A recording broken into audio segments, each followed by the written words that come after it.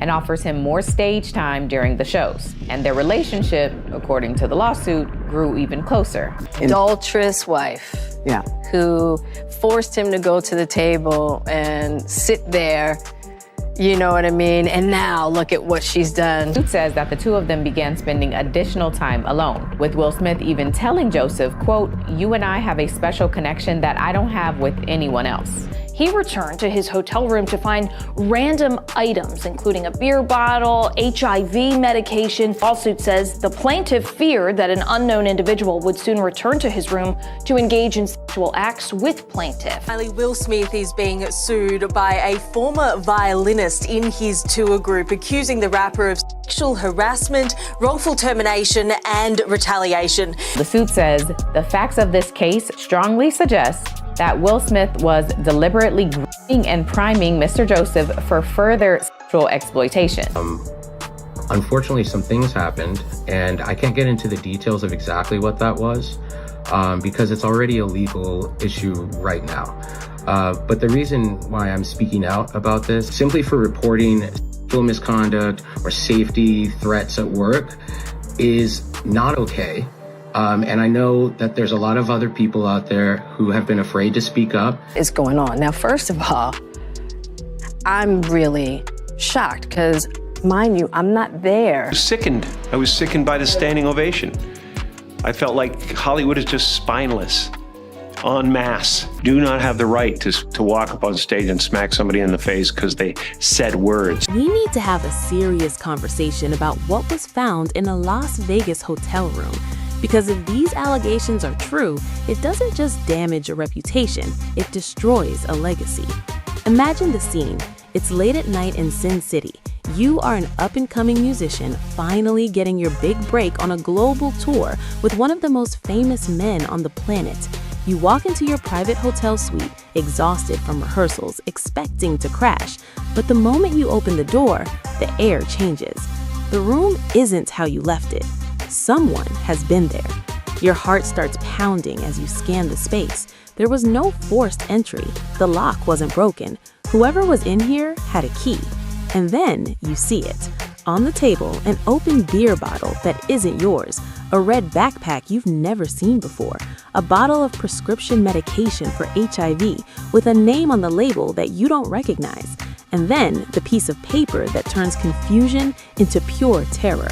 A handwritten note sitting innocently on the bed with a message that reads like a threat disguised as a promise. I'll be back no later than 5:30. Just us. It was signed with a hand-drawn heart and a name, Stone F. This sounds like the opening scene of a psychological thriller, but according to court documents filed in Los Angeles Superior Court, this was the terrifying reality for violinist Brian King Joseph. The man he alleges was behind this invasion of privacy, none other than the Fresh Prince himself, Will Smith. For decades, Will has curated an image of the ultimate nice guy, the safe, funny, family-friendly movie star. But two explosive lawsuits have dropped within 30 days of each other, painting a picture of a man and a family operating in the shadows with intimidation, grooming, and ruthless retaliation. This isn't just about a firing or a misunderstanding. This is about allegations of sexual predatory behavior, death threats from Jada Pinkett Smith, and a cover-up culture that silences anyone who dares to speak the truth. Today, we are digging into the court files, the police reports, and the chilling timelines to expose the story Hollywood doesn't want you to hear. To the lawsuit, Will Smith and Brian King Joseph first met after Joseph did some studio sessions with several high-profile artists. After those sessions, he was referred to Will as someone that could potentially be used for some recordings. In December of 2024, Joseph meets Will in person and shows him what he can do on the violin. From there, Will agrees to let him play at an upcoming show he has in San Diego. Now, the San Diego show, which was in December of 2024. Chapter 1. The King of Violin. To understand the gravity of what happened in that hotel room, you have to understand who Brian King Joseph is. He isn't just a random hire. They call him the King of Violin for a reason. He's an electric virtuoso, a self-taught prodigy who finished third on America's Got Talent in 2018. He's the kind of talent that commands a stage, playing with a raw energy that caught the eye of the industry's elite. But Joseph's journey hasn't been easy.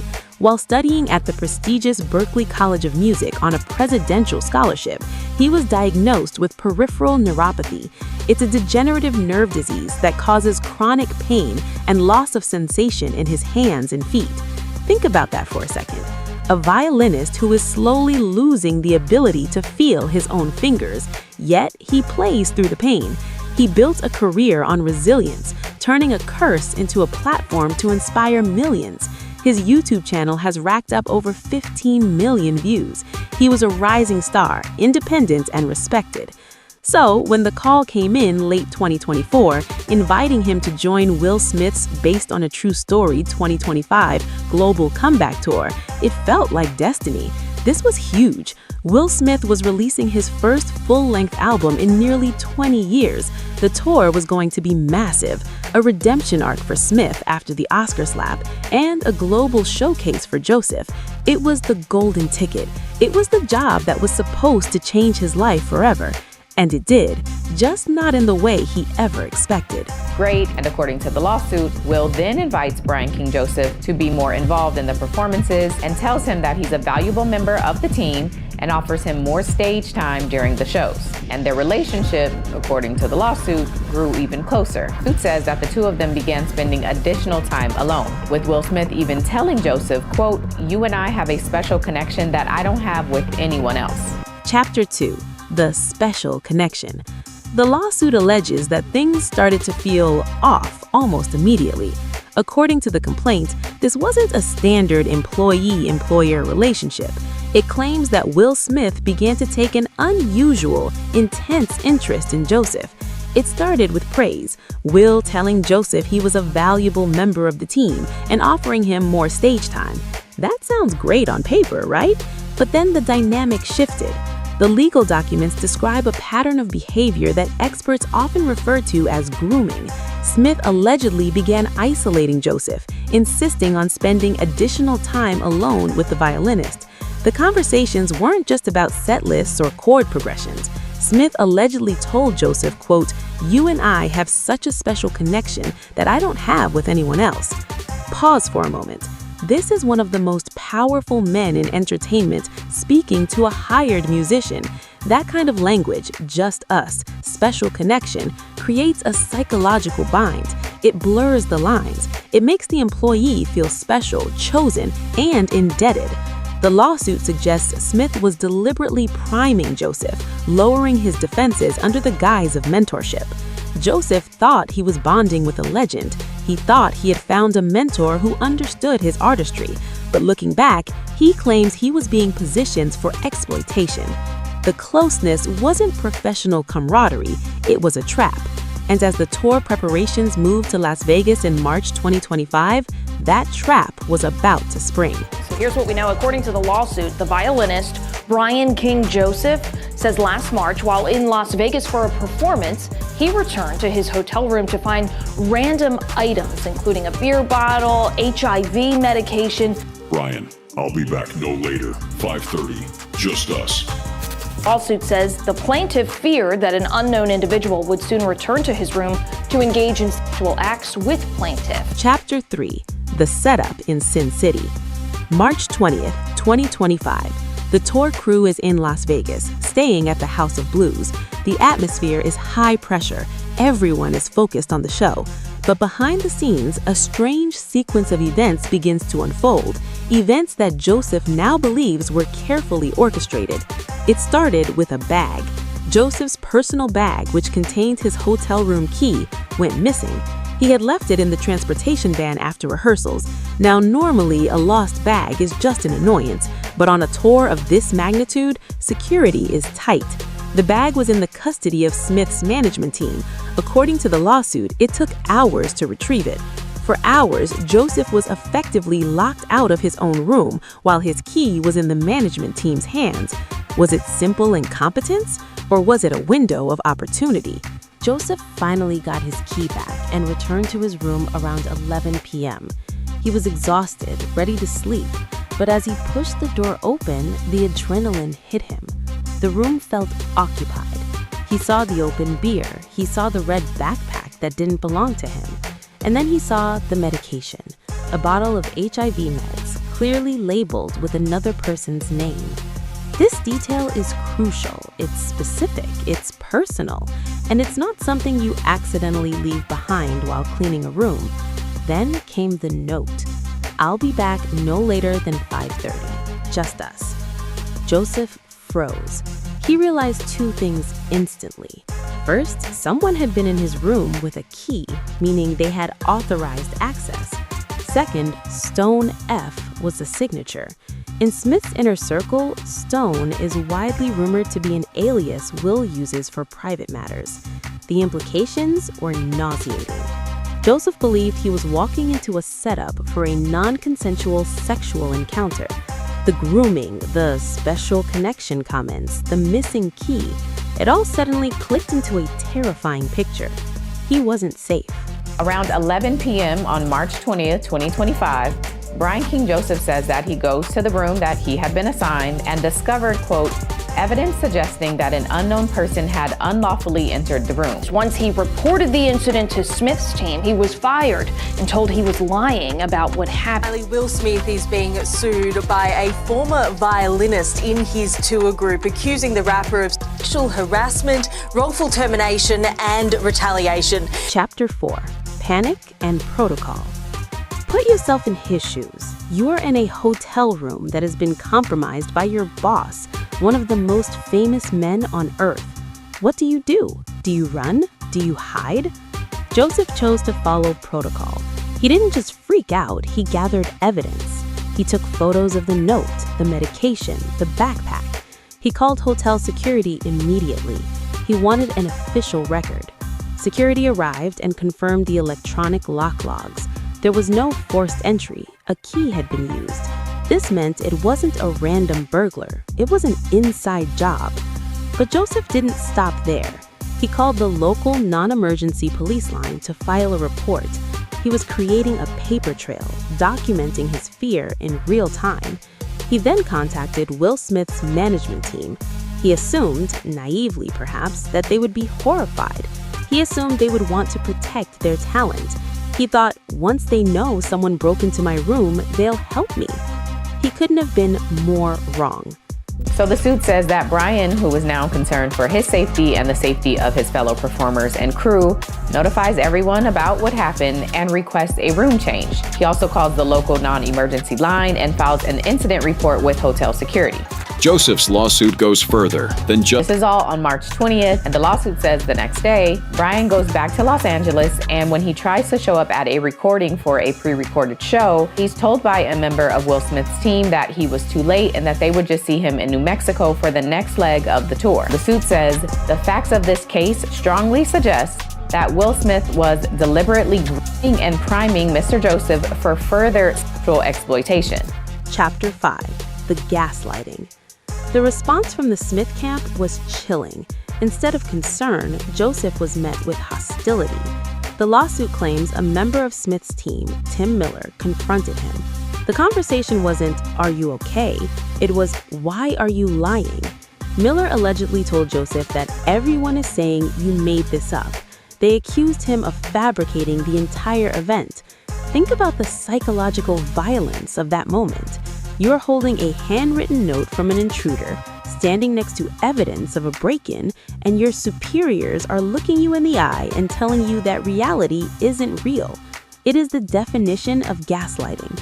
They didn't launch an investigation to find out who Stone F was. They didn't review security footage to see who entered the room with the key. They simply attacked Joseph's credibility. And then came the hammer blow. Days after reporting the incident, days after fearing for his safety, Joseph was fired. The official reason? The tour was moving in a different direction. It's the classic corporate excuse. But here is why that lie falls apart. Almost immediately, the production team hired another violinist to play the exact same role. If they were moving in a different direction, why hire a clone? The lawsuit argues the timing is undeniable proof of retaliation. He wasn't fired for his performance. He was fired because he spoke up. He was fired because he refused to play the game. claims are false, baseless and reckless, and he will use all legal means necessary to ensure that the truth is brought to light. Joseph claims he was fired after reporting sexual harassment while on that tour and suffered from PTSD and economic loss, though just how much in damages Joseph is seeking is not listed on the claim. Unfortunately, some things happened, and I can't get into the details of exactly what that was because it's already a legal issue right now. But the reason why I'm speaking out about this, simply for reporting sexual misconduct or safety threats at work, is not okay. And I know that there's a lot of other people out there who have been afraid to speak up. Chapter 6. The Friend Who Knew Too Much. But wait, because this story gets darker. If you think this is just one disgruntled employee, you need to look at the timeline. Joseph's lawsuit didn't happen in a vacuum. Just weeks before he filed his complaint, another massive lawsuit hit the Smith family. This one wasn't against Will, it was against Jada Pinkett Smith. And the accuser wasn't a new hire, it was Will's former best friend, Bilaal Salaam.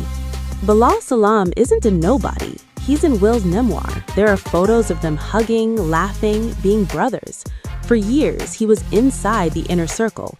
But in December 2025, Salaam filed a lawsuit alleging that his friendship with the Smiths ended with a death threat. According to Salaam's complaint, the trouble started back in September 2021 at Will's birthday party. He claims Jada cornered him. She wasn't alone. She was allegedly flanked by 7 members of her entourage. The lawsuit claims Jada threatened him, telling him he needed to sign an NDA immediately. And if he didn't, the allegation is that she told him he could catch a bullet. Let that sink in. Catch a bullet. Salaam claims he refused to sign. He refused to be silenced. And because of that refusal, he says he was blacklisted. He claims the Smiths used their massive influence to destroy his reputation, labeling him a liar and a shakedown artist. He alleges he was followed, intimidated, and psychologically tortured. When you put these 2 lawsuits side by side, a pattern emerges that is impossible to ignore. 2 different men, 2 different incidents, but the playbook is the exact same. Get close, demand silence, and if they speak up, destroy them.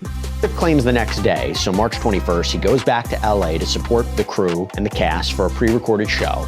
However, he alleges that Tim Miller, plaintiff doesn't really explain who that is, when plaintiff requested for further reasoning, Tim Miller, acting on behalf of defendants, redirected the blame for the termination onto plaintiff, replying, "I don't know, you tell me." It's a way to just, discredit Joseph, or alternatively, why did he really believe that? Are there those refuting Joseph's narrative? In the complaint, Joseph alleges that he was shocked by this accusation from Miller. Intrusion at his Las Vegas hotel room. He came back to his hotel, he says, and found that there was no forced entry, but that someone had entered the room and left a number of items there. The defendant, his name is Brian King Joseph. He then reported this to police, the hotel staff, and he also said he reported it to Smith's management team. But he claims that he was then shamed by Will Smith's management team. He was then fired, and then shortly after he was fired, they said they were going in a different direction, but then they ended up hiring another violinist. So he is now suing for, among other things, emotional distress and economic loss. Chapter 7. The Rumor Mill and the Perfect Marriage. Why would Jada allegedly threaten a family friend? What secrets was she so desperate to hide? This connects back to the rumors that have swirled around the Smiths for years, rumors they've publicly laughed off but privately may have panicked over. Bilaal Salaam's lawsuit references explosive allegations regarding Will Smith and actor Dwayne Martin. In late 2023, an interview with Tasha K went viral where Salaam alleged he had walked in on Will and Dwayne Martin in a compromising situation years prior. At the time, Jada went on the offensive. She went on The Breakfast Club and called the claims ridiculous nonsense. She even publicly stated, "We suing." But here's the catch. According to Salaam's lawsuit, they never sued him for defamation over those comments. Why? In the legal world, truth is an absolute defense against defamation. If you sue someone for lying, you open yourself up to discovery. You have to turn over texts, emails, and undergo depositions under oath. If the Smiths didn't sue, legal experts speculate it might be because they didn't want to risk what would come out in court. Instead, Salaam claims they chose a different route: intimidation and blacklisting. Further pleads on information and belief that defendant's conduct goes beyond a mere failure to protect an employee's safety or a dispute over a claim. Facts strongly suggest that defendant Willard Carroll Smith II was deliberately grooming and priming Mr. Joseph for further sexual exploitation. Brian Joseph King made a name for himself when he competed on America's Got Talent and dazzled the audience and judges with his incredible talent, placing as a top 3 finalist in 2018. He says after he made allegations of sexual harassment to Will Smith's management team, he was fired. Getting fired or getting blamed or shamed or threatened or anything like that, simply for reporting sexual misconduct or safety threats at work. Chapter 8: The Legal Fortress. Of course, the Smith legal team is fighting back with everything they have. Will's attorney, Alan B. Grodsky, released a statement that was scorching. He called Joseph's claims false, baseless, and reckless. He stated categorically that they deny everything and will use all legal means available to bring the truth to light. This is the standard defense for high net worth celebrities: deny, attack, and threaten to countersue. They have the money to drag this out for years. They can bury Joseph and Salaam in legal fees until they are forced to drop the cases. But there is a flaw in that strategy: the paper trail. Joseph didn't wait months to report the Vegas incident. He called the police that night. He has the photos from that night. He has the hotel security logs from that night.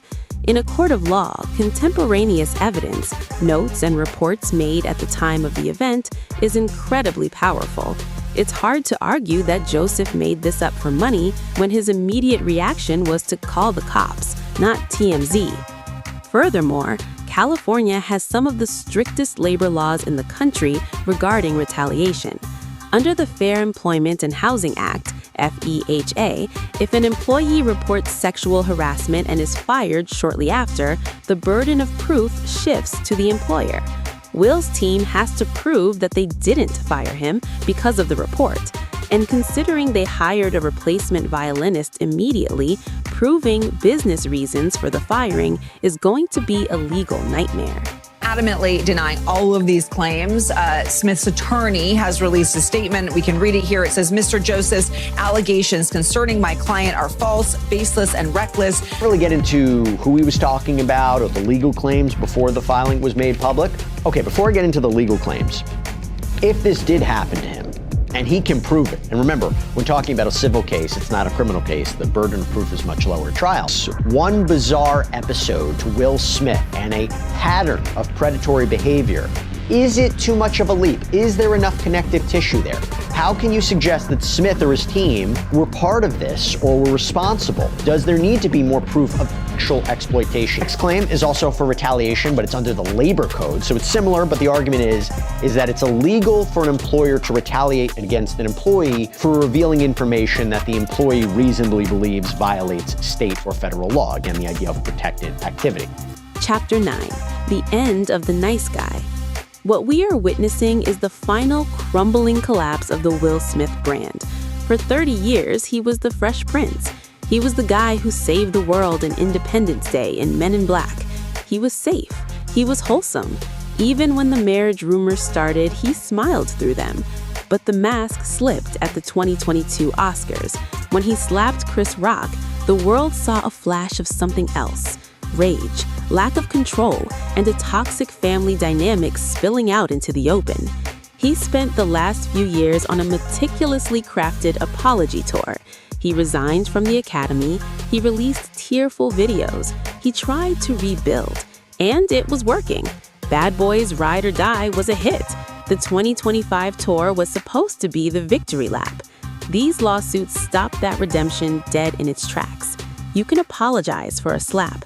You can blame it on emotional distress, but you cannot apologize away allegations of grooming.